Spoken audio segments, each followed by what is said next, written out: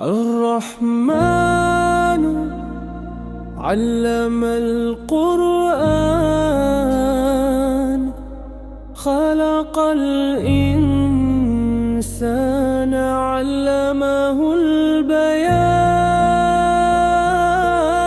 الشمس والقمر بحسبان، والنجم والشجر يسجدان،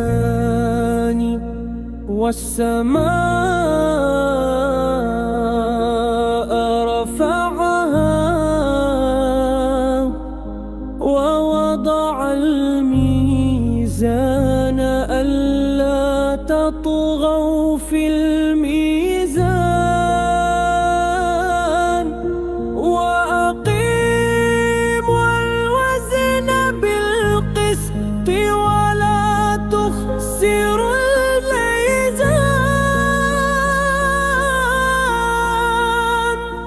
والأرض وضعها للأنام، فيها فاكهة والنخل ذات الأكمام،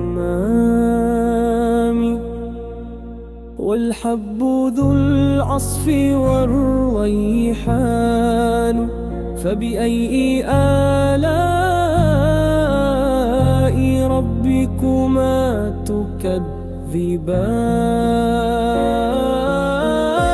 خلق الإنسان من صلصال كالفخار،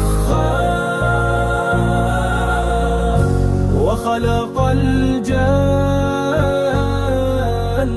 من مارج من نار. فبأي آلاء ربكما تكذبان؟ رب المشرقين ورب المغربين، فبأي آلاء ربكما تكذبان؟